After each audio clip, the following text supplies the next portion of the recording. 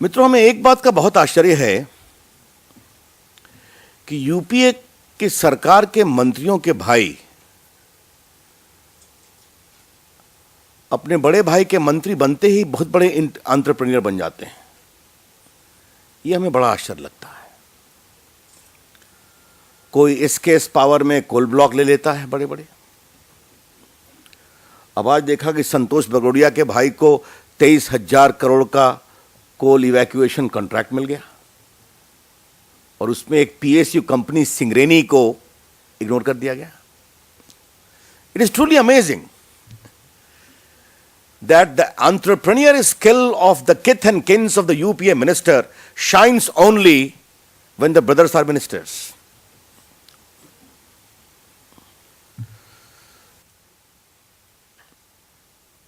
हमने एसकेएस के बारे में बहुत पहले चर्चा की थी, इसलिए उसको आज दोहराने की आवश्यकता नहीं है।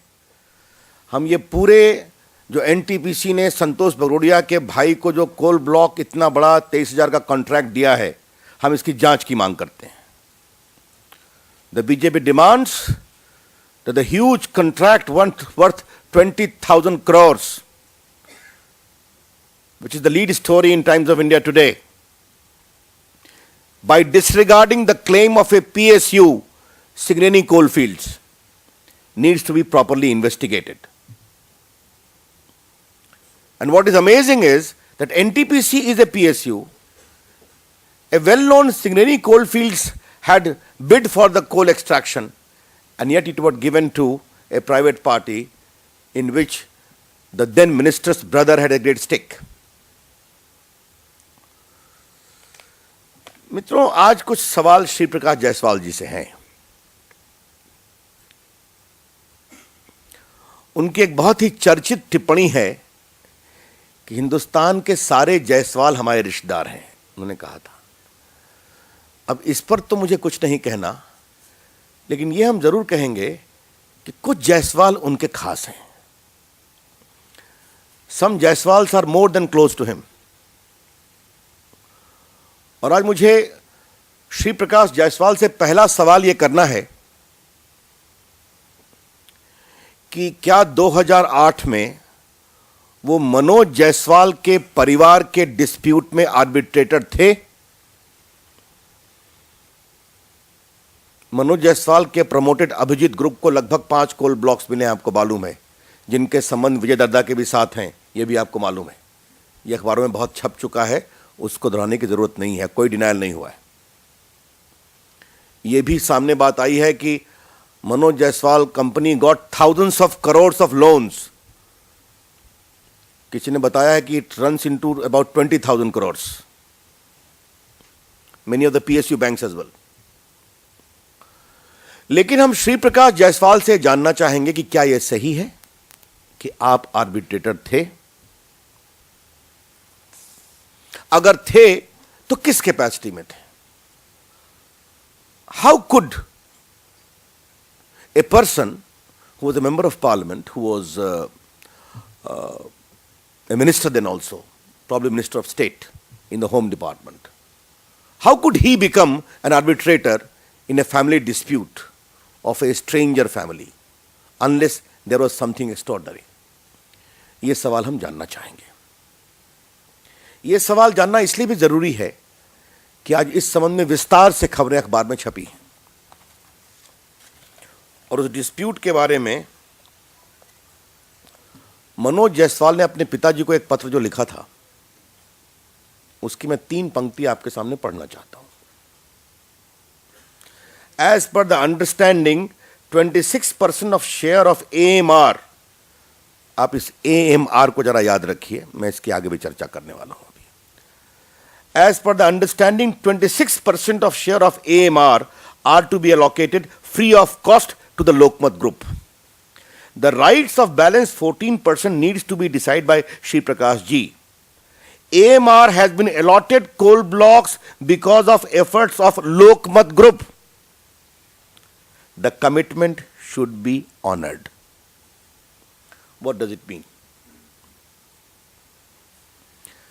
यह बहुत ही संवेदनशील पत्र है जो मनोज जायसवाल ने अपने पिताजी को लिखा है।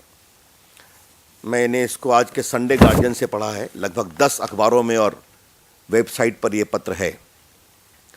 हम चाहेंगे कि प्रधानमंत्री भी इसका उत्तर दें कि सारे coal block allocation fair transparent तरीके से दिए गए थे, तो यहां पर एक 5 ब्लॉक्स के बेनिफिशियरी का मेन पेट्रन अपने पिताजी को यह पत्र कैसे लिख रहा है कि लोकमत के ग्रुप के प्रयास से हमें कोल ब्लॉक मिला, अतः 14% शेयर उनको दिया जाए। यह कमिटमेंट है।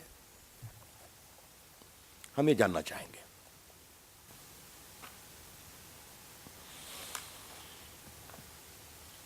श्री प्रकाश जायसवाल जी 2009 के मई में बनते हैं कोयला मंत्री, नई सरकार के आने के बाद। डेट मालूम हुआ एग्जैक्ट? संभवतः मई के अंतिम सप्ताह में है वो। अब 22 मई है या 28 मई है, मैं आपको मालूम करके बता दूंगा, जब मनमोहन सिंह जी दोबारा प्रधानमंत्री बने। उन्होंने संसद में कहा है कि लास्ट स्क्रीनिंग कमेटी 2008 में हुई। तो अगर लास्ट स्क्रीनिंग कमेटी 2008 में हुई, तो ऐसा कैसे है कि श्री प्रकाश जी 2009, 2010 और 2011 में 17 कोल ब्लॉक 36 कंपनी को दिए गए। Honorable the Coal Minister Shri Prakash Jaiswal, the BJP would like to know from you that if the last meeting of the screening committee took place in 2008, as per your own admission before the Parliament, how is it that 17 coal blocks to 36 private companies was allotted in the year 2009, 2010 and 2011? और मेरे सामने standing committee कोल को जो भारत सरकार ने पूरा विस्तार से भेजा है, उसकी कॉपी है। और यह चिट्ठी है 29 मई 2012 की। I am directed to enclose the status report of allocated coal blocks and their associated end-use project for the quarter ending March 2012. यह हो सकता है कि 2008 में स्क्रीनिंग कमेटी हुई तो थोड़ा समय 4-5 महीने लग सकता है, लेकिन 36 कंपनियों को 17 कोल ब्लॉक 3 साल तक देते रहे आप, और वो भी जबकि कॉम्पिटिटिव बिडिंग का कानून 9-10 में पारित हो गया था। आपको मालूम है, ये चर्चा हम लोगों ने की आपसे कई बार। हम इसका उत्तर जानना चाहते हैं। अब मैंने एएमआर कंपनी की चर्चा की। ये देखिए 29/5/2009 को जो कोल ब्लॉक कंपनियों को अलॉट होता है, उसमें एएमआर इंडिया स्टील लिमिटेड भी है। अब ऐसा कैसे है कि जायसवाल जी के कोल मंत्री बनते ही जो पहला कुछ कोल ब्लॉक अलॉट होता है, उसमें मनोज जायसवाल की कंपनी का भी एक कोल ब्लॉक अलॉट होता है, और आप उसके फैमिली के आर्बिट्रेटर हैं 1 साल पहले। और स्क्रीनिंग कमेटी की लास्ट मीटिंग 2008 में हो चुकी है।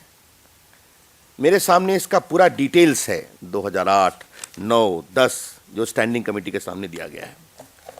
और इसमें एक और सबसे रोचक जानकारी है कि इस जानकारी में जो लास्ट कोल ब्लॉक अलॉट हुआ है 1 नवंबर 2011, एक तो कोल इंडिया को हुआ, एक हुआ एसकेएस इस्पात लिमिटेड। अब ये एसकेएस की चर्चा हम बहुत कर चुके हैं, बताने की जरूरत नहीं है।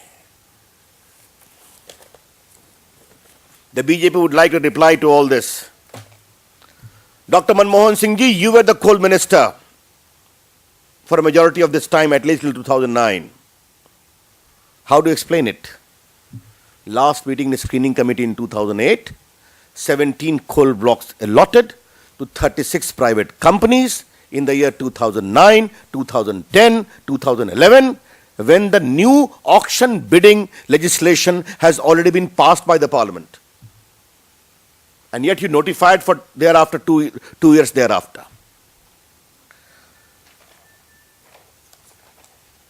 मित्रों, मैं कुछ गणना कर रहा था कि इन कोल ब्लॉक के एलोकेशंस में कांग्रेस पार्टी की सरकार से जुड़े कितने लोग इन्वॉल्व हैं। तो मेरी गिनती 8-9 पहुंच गई सीधा अभी तक। आगे तो राज अभी खुलना है, खुलेगा। सुबोध कांसा है केंद्रीय मंत्री, उनके भाई विजय दर्दा, राजेंद्र दर्दा राज्यसभा एमपी महाराष्ट्र के मंत्री, अभिजीत गुप्त, मनोज जायसवाल, उनके आर्बिट्रेटर श्री प्रकाश जायसवाल, मनोज जायसवाल दर्दा परिवार का अंतरंग संबंध, प्रेम गुप्ता जी यूपीए में मिनिस्टर, उनके पुत्र का लॉट हुआ, एमओएस इंफॉर्मेशन ब्रॉडकास्टिंग जगता रक्षकणन, 5 दिन पहले कंपनी बनती है, जॉइंट वेंचर बन जाता है and root comes about. Naveen Jindal Congress आईएमपी, 5 coal blocks and Madhu Koda group, उसके जो विजय ऋषि हैं जो स्वयं जेल में है उनके साथ, उनकी भी एक आईएसपी कंपनी है, उसको भी कोल ब्लॉक मिलता है। तो लगभग 9 नाम तो सीधा हो गए जो प्रत्यक्ष रूप से जड़े हुए हैं, क्योंकि मधु कोड़ा की सरकार को स्वयं कांग्रेस ने समर्थन किया था और खुला समर्थन किया था, और उनकी कंपनी को मुंडा जी की सरकार ने नेगेटिव किया था। बाद में जो वो मुख्यमंत्री बने पॉजिटिव हुआ। आपको मालूम है विजय दर्दा के एलोकेशन के बारे में छत्तीसगढ़ सरकार ने अपनी अनुशंसा नहीं की थी। ये सारी बातें आप सबके सामने हैं। Many of these companies were not eligible in terms of their net worth. Many of these companies had suppressed the fact that they had been allotted coal mines in the past. बहुत सारी इन कंपनियों ने अपनी net worth के बारे में सच्चाई नहीं बताई। एक वेब ऑफ कंपनीज बनाया, एंड यूज सबका एक ही है, सबको अलग अलग क्लेम किया गया। आपको ये भी मालूम है बहुत सारी कंपनियां जो कोल ब्लॉक उनको पहले मिले थे उस सच्चाई को छुपा दी। आपको ये भी मालूम है कि पावर मिनिस्ट्री ने कितने बार कई मामलों में कंपनियों की इस बारे में सही बातें नहीं रखी। Honorable the Prime Minister Dr. Manmohan Singh ji, I have to ask a question from you, a very straight question. Were you mechanically signing as the coal minister? You know it all very well that the screening committee only recommends, and the final allotment is done when the coal minister puts his signature, which in this case for the most of the time from 6 to 9 was Mr. Manmohan Singh ji, when Mr. Sri Prakash Jaiswal took from May onwards. तो क्या आपने कुछ जानने की कोशिश की? आपने तहकीकात की? ठीक है, 2G में आपने कहा कि राजा ने हमको आश्वस्त किया तो मैंने उनकी बात मान लिया, वो भी गलत है। प्रधानमंत्री पूरे देश का होता है, सारे विभागों का होता है, लेकिन जो विभाग सीधा आपके अंतर्गत है उसमें इनएलिजिबल कंपनियों के बारे में रिकमेंडेशंस आ रही है, आपने कुछ तहकीकात करने की कोशिश की? इसीलिए बीजेपी मांग करती है कि इन सारे कोल ब्लॉक को कैंसिल किया जाए 142, और एक एसआईटी कॉन्स्टिट्यूट की जाए, special investigation team, away from government influence, under proper monitoring of the CVC या किसी और संस्था के मॉनिटरिंग में हो। इस बात की हमें बहुत आशंका है कि सीबीआई ईमानदार जांच करने में सक्षम नहीं है। वो योग्य है, मैं सक्षमता की बात कर रहा हूं। They are capable, but whether they will be able to do it, because this scam reaches the door of the prime minister. A deliberate delay of 8 years was made in finalization of the auction route, and message was given, bounty is there for sale, come on, hurry up. Hence, in 3 years, 145 blocks, and in 12 years, about 70 blocks. BJP ये मांग करती है। मित्रों, कल CAG के ऊपर Congress party ने बड़े ही हल्के और बखलाहट भरे शब्दों में आरोप लगाए। I'm not going to join the level of accusation which the Congress party has hurled on the CAG. एक तो कांग्रेस की अपनी नीति है कि उनके ऊपर भ्रष्टाचार के जब भी आरोप लगें तो पहले नकारो, फिर जिसने लगाया उसकी क्रेडिबिलिटी कमजोर करो, या जिसने फाइंडिंग दी। Refuse first deny thereafter and ridicule thereafter to those who either undertake the investigation or the report as the case may be. ये उनकी परंपरा है, चाहे अन्ना का आंदोलन हो, चाहे कोई भी हो, हम लोग के ऊपर भी आरोप लगते हैं। लेकिन सीएजी के बारे में इस तरह के आरोप लगाने से पहले वो रूलिंग पार्टी है और कांग्रेस पार्टी को मालूम है कि CAG being a constitutional body will not join public issue with them, और करना भी नहीं चाहिए। इसलिए इस तरह की बातें कहना, knowing that the CAG will not be joining issue with them publicly. हम डॉक्टर मनमोहन सिंह से पूछना चाहेंगे, एक तो मैं इस पूरे लगाए गए इस तरह के घटिया आरोप की बहुत भर्त्सना करता हूं। The BJP strongly condemns the kind of accusation levelled against the CAG। Beyond this I have nothing to say. लेकिन हम एक बात जानना चाहेंगे कि डॉक्टर मनमोहन सिंह जी बताएं कि आपकी पार्टी के नियमित ब्रीफिंग में आपके अधिकृत प्रवक्ता ने जो CAG पर आरोप लगाया है वही क्या आपके सरकार का भी है? The BJP would like to know from Honorable the Prime Minister, does he share the almost, I would say, unfounded and baseless allegations, substandard allegations leveled by your official spokesperson in the party's briefing? हम इस बात की जानकारी प्रधानमंत्री से जानना चाहते हैं। ठीक है, CAG की रिपोर्ट पर दो मत हो सकते हैं। कई बार CAG कहता है कि किसी विभाग में 10 लाख खर्चा होने थे, 8 लाख क्यों खर्चा हुए, 2 लाख का हिसाब क्यों नहीं है? नेचुरल है, इस पर अपना जवाब दें। लेकिन CAG के बारे में जो नेहरू जी ने टिप्पणी की थी कि he is the conscience keeper of countries audit, अब नेहरू जी की वो टिप्पणी और कांग्रेस के नेताओं की आज टिप्पणी, हम इसका जवाब प्रधानमंत्री जी और सोनिया गांधी से जानना चाहेंगे।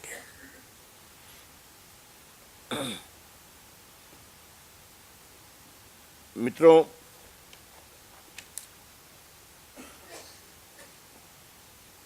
जो कल उन्हें आरोप लगाया है कि CAG indulges into fanciful calculations, ये उनका कल का आरोप है। हम इतना ही कहना चाहेंगे, जो बात हमने पहले भी कहा हमारे नेताओं ने, कि CAG ने 2G में 1,76,000 करोड़ की बात कही, CBI ने अपने रिपोर्ट में हजारों करोड़ के घपले की बात स्वीकारी है, और जो base price favourable market condition में 1658 करोड़ था 2G का, चिदंबरम के GOM ने 2012 में, जबकि एडवर्स मार्केट कंडीशन है मोबाइल टेलीफोनी के मामले में, कई कंपनियों के लाइसेंस कैंसिल हो गए हैं, उसका बेस प्राइस तय किया 1400 crore, 14,000 crore, I am grateful, I am sorry. और उस 14,000 करोड़ को अगर आप बेस प्राइस पे मल्टीप्लाई करिए सर्कल्स में, it will come to 1,26,000 crore, और अगर इसको आगे बढ़ाया जाए थोड़ा सा भी, it will cross 2 lakh crore. 3G का ऑक्शन हुआ था, वायरलेस लूप का ऑक्शन हुआ था, the government became richer by more than 1 lakh crore, जबकि टारगेट वॉज अराउंड 65,000 करोड़। ये सारी बातें हम जानते हैं। आज भी तो हमने कहा है कि जो ब्लॉक्स हैं इनको आप कैंसिल करिए, इनको कॉम्पिटिटिव बिडिंग करिए, अगर कोई पब्लिक सेक्टर बिजली बोर्ड है उसका अलग से विचार करिए, but kindly have a proper fair competitive bidding for non government company, private company, and see what the results come. It will any day cross more than 5 to 6 lakh crore. अभी तो उन्होंने सिर्फ ओपन कास्ट माइन को, 57 open cast mine को बेच लिया है, which comes to 1.86 lakh crore. तो मित्रों, कांग्रेस पार्टी जितना भी झुठलाने की कोशिश करे, हर दिन जो नई कहानी सामने आती है वो इस बात को कंफर्म करती है जिसको बीजेपी ने पहली बार आज से 2 साल पहले लखनऊ की अपनी कार्यकारिणी में कहा था कि the UPA government is the most corrupt government since independence. Every passing day reinforces the impression which the BJP for the first time said in a resolution in Lucknow in the working committee, that the UPA government is the most corrupt government since independence, and that is being reinforced. वो चिट्ठी मेरे पास है और वो चिट्ठी मुझे ही संबोधित है, समझ गए आप? और मैं जानता हूं कि एक वीडियोकॉन पावर कंपनी थी जिनको 97 में कोल ब्लॉक अलॉकेट नहीं हुआ, उन्होंने 5 साल काम नहीं किया, हमने लास्ट वार्निंग देके कैंसिल किया था। तो ये काम करने का तरीका है? नहीं, उस समय नहीं अलॉट हुआ था, सीधी सी बात। और बड़ी बात यह है, अगर कोई भी मुख्यमंत्री अपने प्रदेश में पूंजी निवेश के लिए या कारखाने के लिए या रेवेन्यू अर्न करने के लिए रिकमेंड तो करता है, लेकिन रिकमेंड करने की प्रक्रिया परंपरा होगी कि ऑक्शन को आप रोक देंगे और रोकने के बाद बंदर की तरह अलॉटमेंट करते रहेंगे, जैसे आओ जल्द, पहले आओ पहले पाओ, नियम बदलने वाला है। इसको हम जरा भी उचित नहीं मानते। यह बहुत ही भर्त्सना योग्य है। मीडिया को आपसे सवाल पूछने का अधिकार है और आपसे अनकंफर्टेबल सवाल पूछने का भी अधिकार है। आप जवाब नहीं दें या दें, यह आपका विवेक है, लेकिन बदसलूकी करने का आपको कोई अधिकार नहीं है, और उनके इस आचरण की मैं भर्त्सना करता हूं। I think that was the first level was the technical evaluation. Second was the commercial evaluation. And as far as I think the PSU has got certain extra rights in execution, point number 1. Point number 2, that alliance between Mr. Bagrodia's brother and the famous foreign company happened only when the brother was the minister. Those things are already detailed there. But the larger issue is this. In 2008, neither Mr. Gadkari was the party president, nor Mr. Sancheti was a member of parliament. Yet it went for a competitive bidding very openly. I think he has already spent hundreds of crores. The Chhattisgarh government has earned hundreds of crores because the Chhattisgarh government through the Mineral Corporation is the major partner of 51%. First of all, let me put it two things very clearly. First of all, this does not come within the 142 blocks. Please, आपने एक सवाल पूछा रेड्डी जी, तो मुझे उत्तर देने दीजिए. It will be very clarified very clearly. 142 coal blocks में ये नहीं आता। ये गवर्नमेंट कंपनी रूट से बहुत पहले दिए गए थे। उसकी ओपन बिडिंग हुई थी जो छत्तीसगढ़ मिनरल डेवलपमेंट को ने किया। The government of Chhattisgarh through the corporation earn hundreds of crore through the bidding amount apart from 51% profit. लेकिन जो अरुण जी ने बात किया, कोई चाहे तो जांच कर सकता है, पूरे तैयार है। लेकिन ये जो 142 है, इसके जो पूरे स्कैम है, ये तो रोज सामने आ रहे हैं। I think these have been allocated in such a massive irregular manner. Yes, obviously, the entire decision making, obviously. You cannot segregate the one from the other. I am only asking this question. The way, अब ये मैं आपसे पूछूं कि बहुत से ऐसे लोगों ने अप्लाई किया है जो एलिजिबल नहीं थे, बहुत से ऐसे लोगों ने अप्लाई किया है जो ने अप्लाई नहीं किया था। अब स्क्रीनिंग कमिटी एक यूनिक है कि एक कंसोर्शियम वहीं बन रहा है। तो all these things are well known. हाँ, एक बात मैं बोल देना चाहता हूं, इस सेशन को नहीं चलने में ना बीजेपी जिम्मेवार है, ना बाकी अपोजिशन जिम्मेवार है, ना सीएजे जिम्मेवार है। अगर कोई जिम्मेवार है तो कांग्रेस पार्टी की प्रेसिडेंट सोनिया जी और मनमोहन सिंह जिम्मेवार है। The BJP would like to say it very emphatically. आपको मालूम है, सुषमा जी को फोन किया था सोनिया जी ने, उन्हें साफ कहा प्रधानमंत्री के इस्तीफे पर हमारी मांग रहेगी, आप 142 ब्लॉक को कैंसिल करिए, इंडिपेंडेंट प्रोब ऑर्डर करिए। इस सच्चाई से क्यों भाग रहे मनमोहन सिंह? बाकी पार्टियां भी तैयार थी, समाजवादी पार्टी भी तैयार थी। अतः सेशन नहीं चला, बहस नहीं हुई, तो उसके जिम्मेवार ये हैं, ये सिर्फ बहस चाहते हैं, उत्तरदायित्व से भागते हैं। The government only wants a debate and runs away from accountability. ऐसा है, इस सोच में कुछ नयापन तो नहीं है ना। जनता को एलपीजी मिलती नहीं। वाजपेयी जी के समय में गैस का सिलेंडर बेहिसाब उपलब्ध था, लाइन नहीं लगती थी। आज वो मिलता नहीं है, ऊपर से आप बढ़ाए चले जा रहे हैं, और एक तरफ लूट मची हुई है, तो जनता तो परेशान होती ही चली जा रही है। बिल्कुल। Well, I don't wish to join issue with what some foreign journal is saying about Rahul Gandhi. I think Rahul Gandhi's conduct over the years in the polity of the country speaks volume for itself. And speaking as a member of parliament, a very small member of parliament, I am really craving for a very effective intervention by Rahul Gandhi in the parliamentary debate of India. And I mean and I say so with full sense of responsibility. दूसरी बात, all the credit to Rahul Gandhi. No failure to Rahul Gandhi. ये जो तर्क है कांग्रेस का, वो बिहार में आए, प्रचार किया, बिहार साफ हो गई। उसके पहले गुजरात गए, वहां कांग्रेस साफ हो गई। बीच में वो पंजाब गए, वहां कांग्रेस साफ हो गई। उत्तर प्रदेश आए तभी कांग्रेस साफ हुई, लेकिन mister Gandhi can not do any wrong anyway. If that's the case, good luck to him and to his party.